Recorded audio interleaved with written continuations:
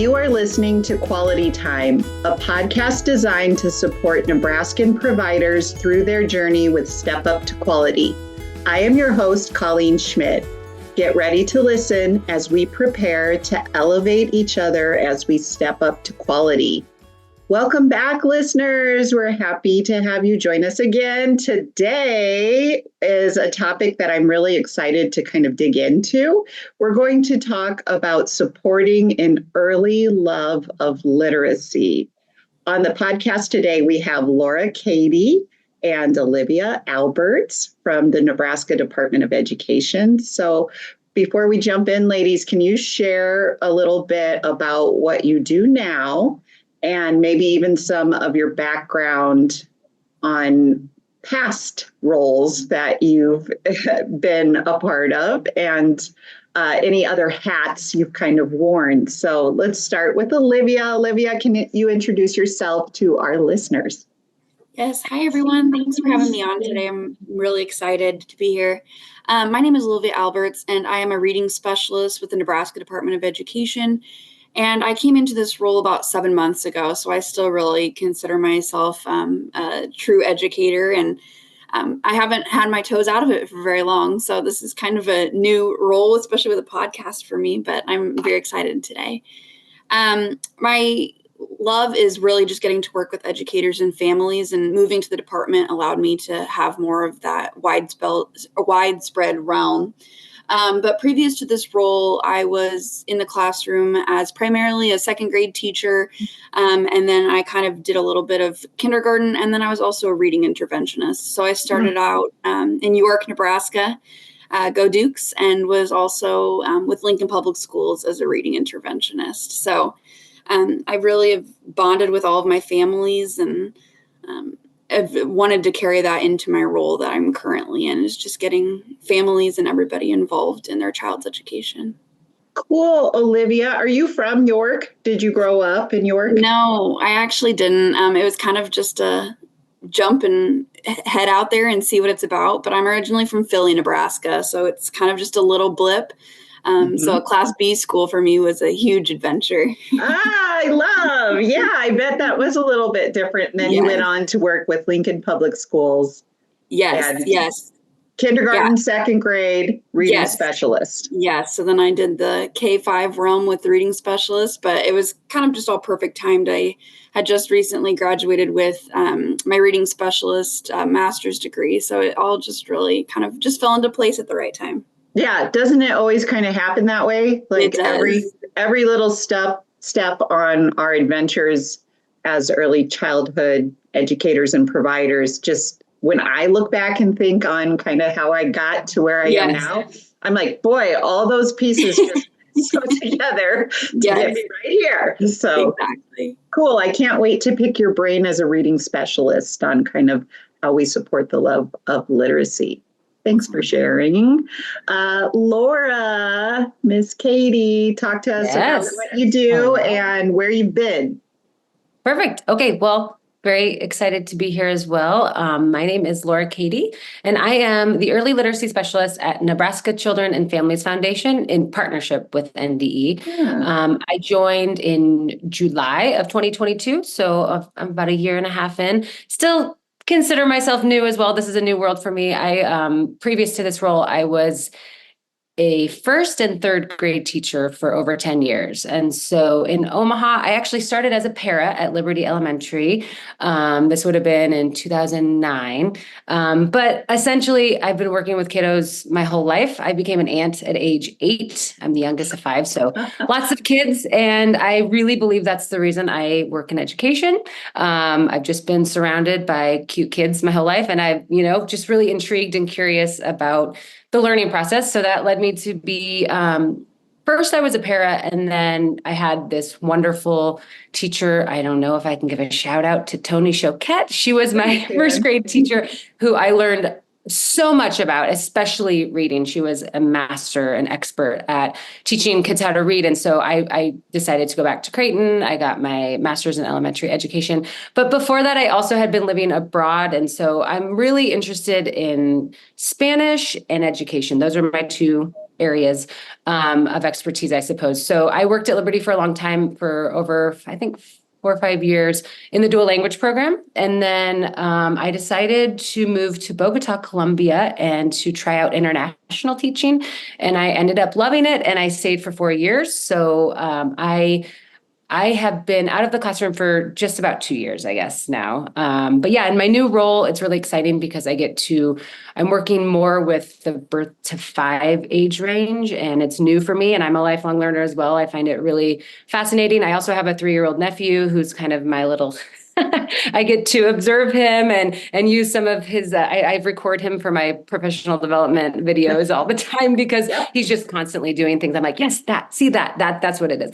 But yes, in my new role, my focus is providing professional learning, strategies, literacy resources for early childhood educators. But I'm also working on the Nebraska Growing Readers Initiative, which is new and very exciting. My role is more creating local content that's culturally representative. So writing culturally representative picture books for our very diverse families and communities. So I'll talk more about that a little later. But yeah, I'm very excited to be here. Thanks, Colleen. Fun. Our stories kind of mirror each other a little bit, Laura and Olivia. I started as a para. I worked in the public school setting. I do want to pick your brains a little on how does it feel now that you're not in a classroom? I know, Laura, you've only been out for 2 years. I've been out, gosh, how old's I've been out for like 13.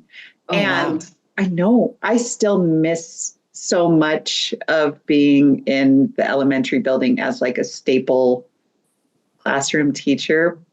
But I do think that the outreach that you're able to achieve when you're working with, the Department of Ed, or your role too, Laura, is bigger. I always like to say my why is the same, like that hasn't changed, but my how looks different. So what do you think about not having a classroom right now? If I could go back and be a para and then also get paid what I'm paid. When I was a para, I had a second job because unfortunately, and that's something I am an advocate for paras. I really believe that it is important, crucial work, and it's so important for our teachers to have support in the classroom. However, I think I miss the classroom so much, and there's so many things that the love and the energy that you feel in a classroom. And I always said, we're a family. We spend so much time together. We're a family. But again, I think that it's something for me, just, I feel like I have not grown out of it, but it's no longer what's best for me, holistically. And so it is really nice to learn more. And, it's amazing to have the opportunity to continue to learn in the education field, and also to still get to go in sometimes, and to get to go in and observe and to talk with teachers and still have those conversations and reach more across the state rather than just my one little family of classroom. Olivia, I was going to ask you, because for me, teaching in the elementary world, like I still work as a substitute teacher, actually, for OPS. I'm going next week in first grade. Awesome. Get the firsties. But I found that working with birth through 5 has grounded me in remembering developmentally appropriate practices. Again, that growth mindset working. I love the work I get to do with our birth through 5 providers. Like, I'm just really passionate about that. Olivia, have you had a similar kind of experience with learning about birth through 5 since leaving the elementary world? Yeah, absolutely. I think that there's been a really neat bridge for me. So my role is primarily birth through 3rd grade, which is kind of the full definition of early childhood. So it's been really neat to see how I can come in and provide those bridges. So Laura and I are in a couple behind the scenes groups that are really working on bridging that early childhood space to the kindergarten first, up on through 3rd and throughout their entirety. So it's been really, really cool because I had amazing mentors when I first began. And I think that that's where I really see my role now, is helping to bridge and see why these practices from birth on up are so important to the whole development of a child throughout. So I don't know, I truly, truly do miss my students and being able to be with them in person. And I often find myself rearranging my entire schedule so I can go out to classrooms whenever it's possible. But just being able to advocate for those early educators and teachers in practice to make sure that we get the full spectrum all the way up and all the things that they've been working on to carry over into their kindergarten on up experiences. Gosh, I love that. We should have a whole podcast on bridging the gap between birth through five. Birth through five and K through 3. I think that's one of my missions too. Like I'm on the same page as you two. I think in order to do that, we need to have a lot of empathy for each other and what we do. And we cannot have any sort of villainizing of kindergarten or of what each other is doing, but that's a whole nother topic. Yeah. If you could figure that out in a podcast, in one episode, that would be fantastic. We could do it. I'm confident we could solve all the problems, just the three of us. Oh, I'm sure. Well, Laura, talk to our listeners a little bit. Our theme for this episode is sparking an early love for literacy with young kiddos. So tell us why that matters. Sure. I think I'll start with a number. So 3,650, right? What is that? 3,650. So if a kiddo hears 2 books before bed from birth to age 5, that's 3,650 books. And I know it's, yes, books are great, but that's also sitting on the lap of a loved one and having a joyful experience and oral language practice and vocabulary words. And I am always saying, it doesn't matter if it's in English, it can be, obviously, I'm a huge proponent of reading and interacting with books in native language as well, for our multilingual learners. But I think it's just really about making those connections to themselves, to others, to the world through books. And yeah, the most important, in my opinion, the most important reason to spark an early love for literacy with young children is that joy and connection for me. I also believe that parents are the first teachers. And so we want our families and our students to feel successful when they arrive to preschool or kindergarten or have their first experience at school. And I really believe that establishing a daily shared reading habit with our youngest learners makes an incredible difference. Do you know what I find that I'm doing as a mama now that I'm trying to be more intentional about not doing? Because I agree everything you're saying. And I did that with we have four little kiddos. They're not everybody's so little anymore. But when they were having, we had the nightly part of our routine where we would pick 2 books, sitting on from infancy, from when they were itty bitty babes. But you know what I've noticed that happens as a parent is I stop somewhere around middle school.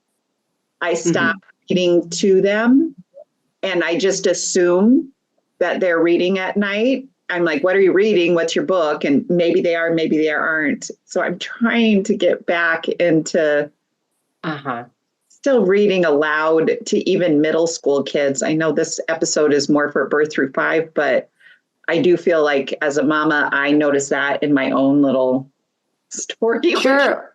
And I see a lot, at least with I'm often providing PD for preschool teachers or for Sixpence home visitors and for those, childcare providers that are working with the families. And often we hear, it's just not happening at home. There's not an interest or, we're trying to figure out, is there a barrier? Is there not, are the books not available? Are parents not comfortable reading? And I think some of it is, and I even see this in my own family with some of the kiddos where some people are more interested and comfortable in reading books and others are not. And the more that we can have a conversation that this is not complicated, this should be joyful. And it really is interacting with the books. It doesn't matter if you read the language perfectly. Maybe English is your second or third language and you see a book in English. But I'll talk a little bit about the Nebraska Growing Readers Project a little later, but I feel like that also, it's like thinking about what books are families interested in reading and making sure to offer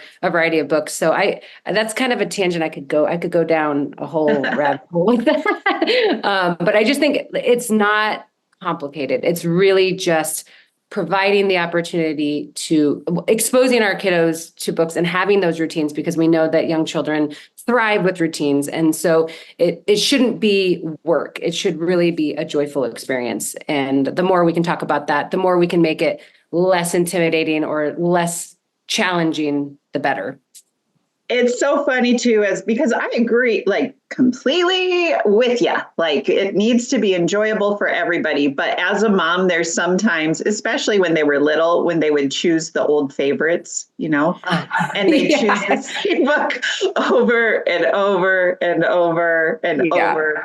So even just remembering the why of why it matters to have this routine, it's not, sometimes as a parent, we have to kind of get back to that why of like, this is setting them up for success later in life, and it's relationship building. Yeah, absolutely. And it's a small part of my day where I'm like, I'm all yours. Like, this is me and you. Very present. Very present. Even as a classroom teacher or for our birth through 5 providers, when it's that shared reading time or story time, I just think that can be a magical part of the day. When I was teaching kindergarten, I looked forward to that. Like the kids liked it. If it was an engaging book and I'm putting on a show, they were into it. I liked it. Like I liked being in that space together where we're enjoying literacy and kind of sparking that love. You're sparking a memory for me. And when you ask, what do you miss about being in the classroom? That by far, when people ask me, what do you miss? It is read alouds and having the attention of every single 6-year-old on the carpet, with voices and what's coming next. And I will say that is something that I absolutely miss. Me too. It is. It's almost theater. Like it is like the We're voices actresses. you use. Yeah. Putting on the show. Olivia taught. So one more thing before we jump to kind of how do we do this? How do we intentionally spark a love for literacy?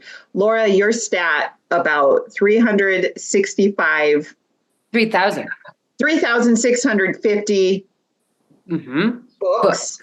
Read alouds. Read alouds. That, like, when you break that down and say that number, 3,650 by the time they enter what?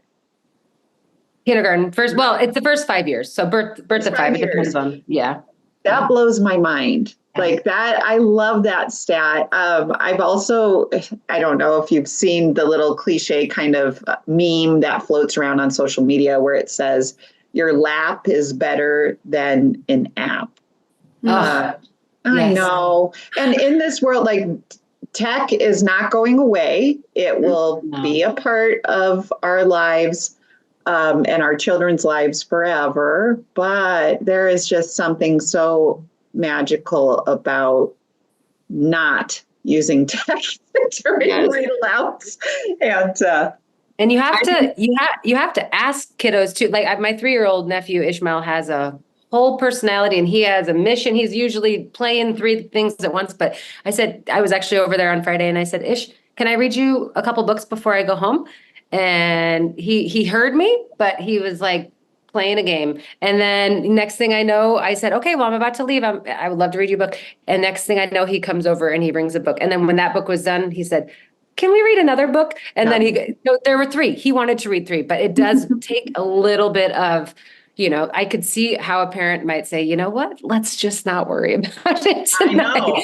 But it was so enjoyable for both of us. And he wanted more and more and more. So it works. It does work. And there's purpose behind it. And I think even as a parent, reflecting on the why is what's going to make me get back into that routine and be consistent with reading at home. Absolutely. Or as a provider too.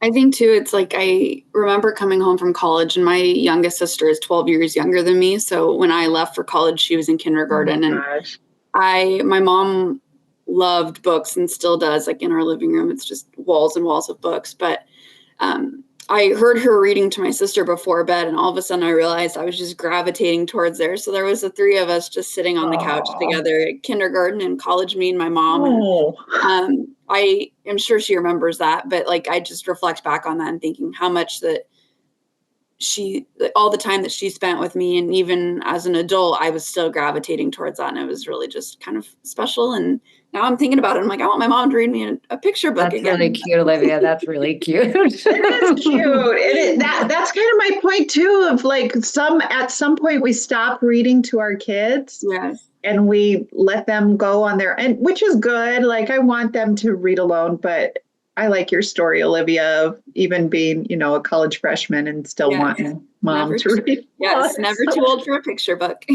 Never. So sweet.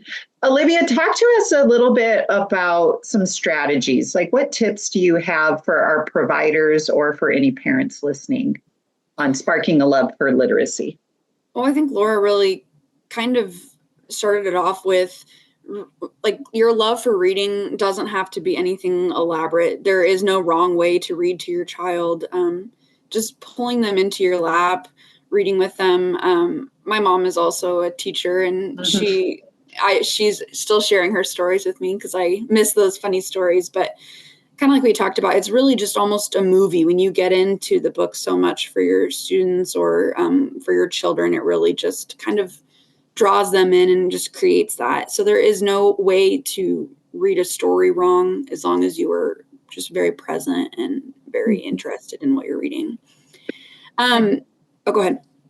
No. Well, you just remind me. I feel like also just identifying print concepts everywhere at the grocery store. Yes. You weren't done, Yes. so I don't want to interrupt you. But, No, you're I was thinking about, we did a book club and we read Literacy for Infants, Toddlers, and Preschools, which was a NAEYC application. And we just had so much fun reading that book. And so much of it is, first let's just look at your name and let's identify those letters. And then, next let's go to the grocery store and make a little list. And then let's point out, okay, there's a letter in your name and this, little things like that make such a difference.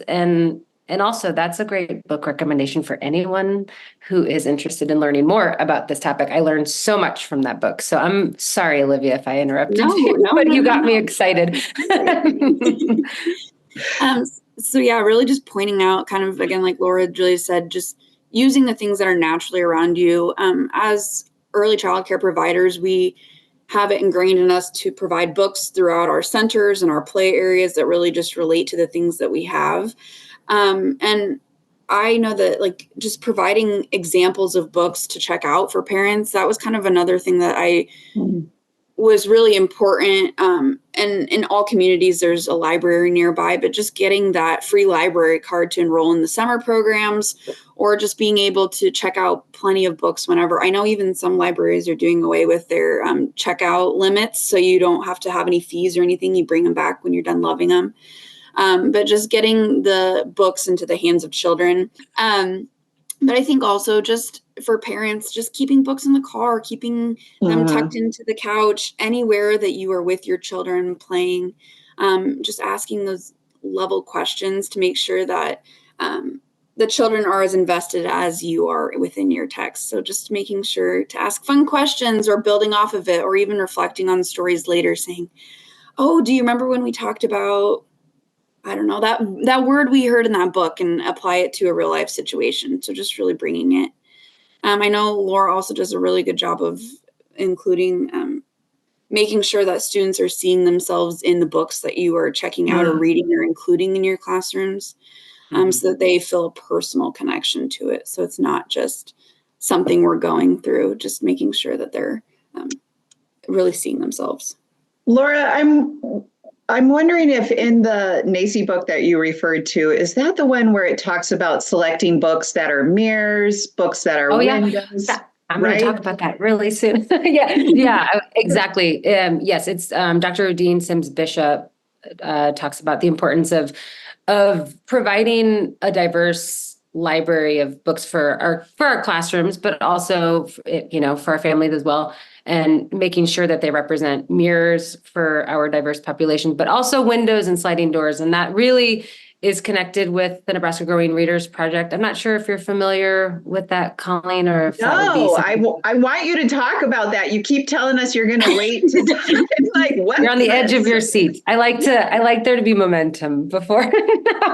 No, so I've been super fortunate to work on the Nebraska Growing Readers Initiative, which essentially the main goal is to provide culturally representative and responsive picture books to our childcare providers across Nebraska.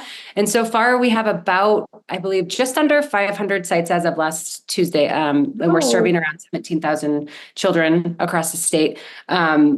With, we have a goal to serve hopefully double that throughout the year. But one of the goals of the project is to truly consider our diverse Nebraska families and communities, towns, holidays, foods, just really thinking about how do we write books that represent our communities? If there are statistics that show that half of the characters in books are either animals or white children, how do we work on that? So what do we have to do? We need to write more books, and we need to ask our parents, and we need to ask our children, what are you interested in reading about? And how about you share something really important about yourself with us? For example, I'm writing a book about making pupusas with a mom that I'm working with at Educare of Omaha at Indian Hill, and that's what's most important to her, and that's what she is an expert. She is an expert at making pupusas, and the joy and she was proud to share this, and so it might seem like a small thing, but it is a very, very powerful. It's been a very powerful experience, and I feel like the more books we can add to our Nebraska Growing Readers shelf that represent different cultures, different, like I said, holidays. It's just simple. This is our neighborhood, or this is our nightly routine. It doesn't matter what the book is about, really, but again, it's just involving parents and young children in that process. Using the books as mirrors, windows, and sliding doors. I think a lot about, yes, as a mirror, it's so important. Okay. Oh, I need some of that food at home. I can relate to that. I think I'll read that book. But also for someone else who maybe hasn't, let's say it's an international food, maybe a kiddo in a small town in Nebraska has not seen that food before. So that offers that child a window into a different culture, into a different experience. And so, I could talk about this for a long time. It's very much something I am very passionate about, and I just feel very excited that we have the opportunity to continue to add to our Nebraska Growing Readers shelf with books that represent our communities. So cool. Olivia, did you have something you want to add about that? Or can you speak on, you started to tell us like it's important that we have examples of books that provide that personal connection, which is kind of like that mirror that Laura's talking about. Yeah, I think Laura had really mentioned it, but I am fortunate enough that I am one of the people that sees myself represented in so many books. And I think that's our role, is to expand on that. And Laura has done a really good job of that through her role. Is we do have the privilege of seeing ourselves in text. But I know a couple years ago, there was a video circulating about, and there was a man that had written a book about his daughter, and she had opened it up and she had seen herself and her beautiful curly hair for the first time. And I just think that that's something that we take for granted, and we can't do that any longer when we realize it. So when you know better, you do better. Yeah. But one thing I just really like to pair with those books is dialogic reading. So after we kind of have really found books that mirror students, relate to their interests, is focusing on asking really good questions, not just surface level questions, but something that can help expand their thinking and can kind of help you see where they're viewing the book through the lens. And so there's some really neat videos, if anybody's interested, just that really break down how to ask those good, deeper level questions. And they're very developmentally appropriate. It's not prompting things that are way above their level, but it's still pushing them to expand their knowledge a little bit. So I I love watching these videos because the dialogic reading is really purposeful yet fun, and just kind of a fluent, easy conversation between the student and the teacher. Olivia, let's plan on linking those Yeah, in absolutely. the show notes to this. That would be great, because I know when I was teaching and still teach, like I would have to plan out the question.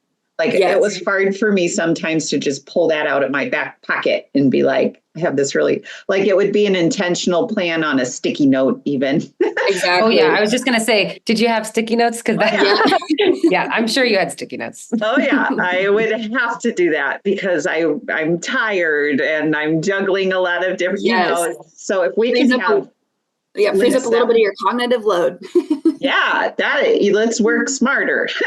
Exactly. So I think that's a great tip and strategy. And, really what you guys are talking about when we're thinking about how do we expand books so that we do have more variety where all kids can see themselves. It makes me think, and your story, Laura, about how you're working with that mom from Educare, who is an expert at the topic that you're writing about. That's funds of knowledge too.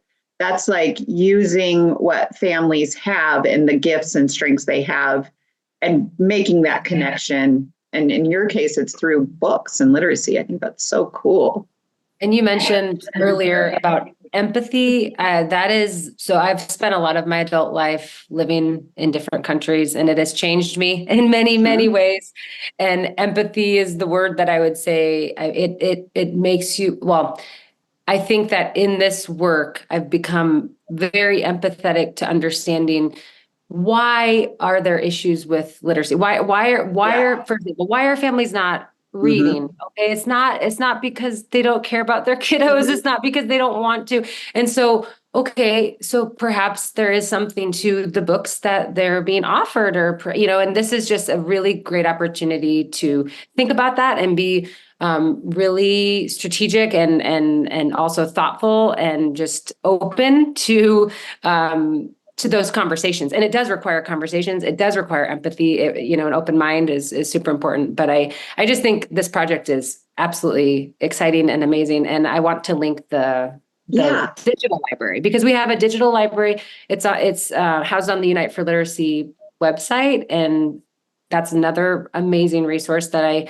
am always wanting to share, because you can not only have access to a free, gorgeous digital library, but also you can listen and read the books in different languages. And so the narration they're offered in over 40 languages. And so it's been a really great resource for educators as well across Nebraska. We have a family and they speak Korean. So, here, use this website. You might not have access to the funds to buy all those books, but hey, you have an app, you have a phone, and also for the families to have access to it. So that's I would love to share that resource as well. Yep, let's link that. Let's also link the NACCE book too in notes. We're going to give all our editors are going to have some jobs after this podcast. We're going to provide all the resources, which is, I think, a great way to get listeners access to some of this cool stuff you're talking about. So let's make sure to do that. But Laura, what you're speaking upon with Nebraska Growing Readers kind of leads us into our wrapping up question in regards to advocacy.